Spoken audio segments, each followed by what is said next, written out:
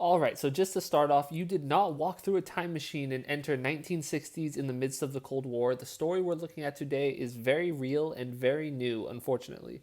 So, the United States closes immigration door to communists and clear swipe at China. And so, this is coming from Yahoo News, and as usual, I will post a link to this story in the description in case you guys want to read it for yourselves.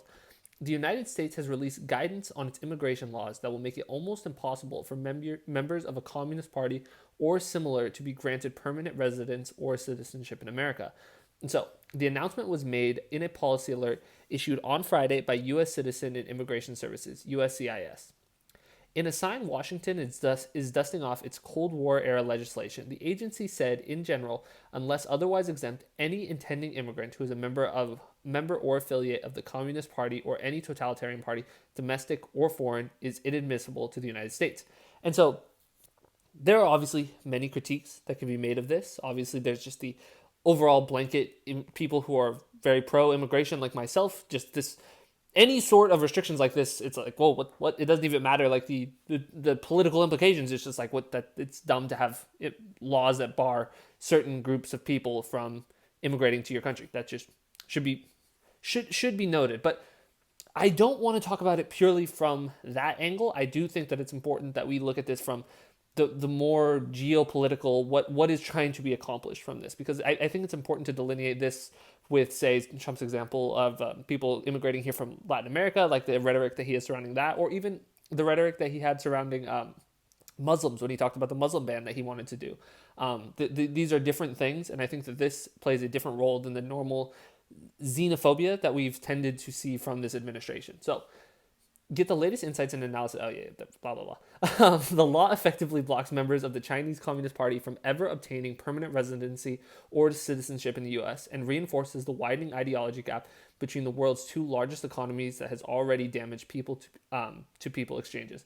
The USCIS said the policy amendment was part of a broader set of laws passed by Congress to address threats to the safety and security of the United States.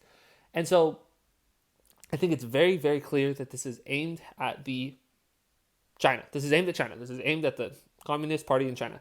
And I think that it's, people are drawing some very obvious parallels from the Cold War when they're talking about this, and it's pretty obvious why. The weird thing about this is this next part is I think so. While the alert did not mention the Chinese Communist Party, which has 90 million members by name, it adds a new dimension to the ongoing rivalry between Beijing and Washington. So next part is really interesting. Hu Zhijin, editor-in-chief of Chinese tabloid newspaper Global Times, took a positive view of the rule change, since the immigration restriction would help keep more talents in China. So many outstanding talents in China are Communist Party members, he said on Twitter. So this is basically a high-ranking person in China. Obviously, it seems to be more in the media landscape, saying that's fine with us. We want to keep more of our people here.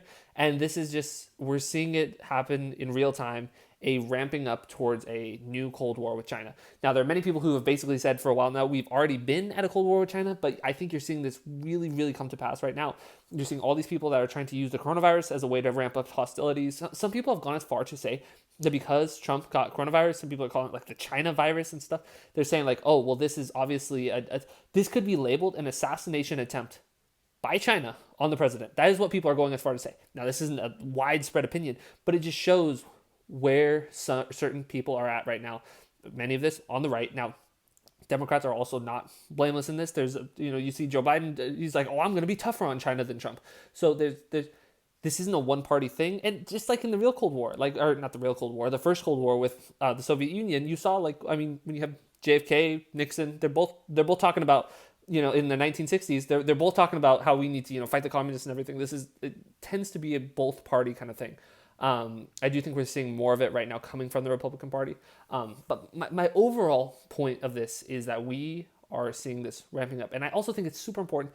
China has done some many, many horrible things, blatant human rights abuses. This is just authoritarian, totalitarian, whatever you want to call it. This is not a defense of communism in the way that it's practiced in China or just communism in general.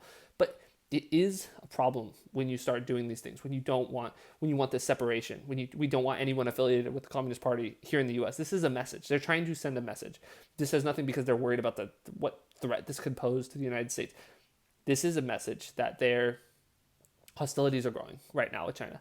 And that is so incredibly dangerous because just like with the first Cold War, the threat of it becoming a hot war could cost millions of people their lives. Millions of people. I believe China has either the second or third largest military in the world. Um, that's scary. Two global powers going to conflict is a terrifying thing, and it's a blessing that that didn't happen with the Soviet Union. But many people still died during the Cold War, and so this could get. I very much worry about where this is going. Anyway, I hope you guys enjoy this video. If you disagree with anything I said, or if you feel like I missed anything or got anything wrong, please leave a comment down below. But if you enjoyed, make sure to like and subscribe, and have a great day.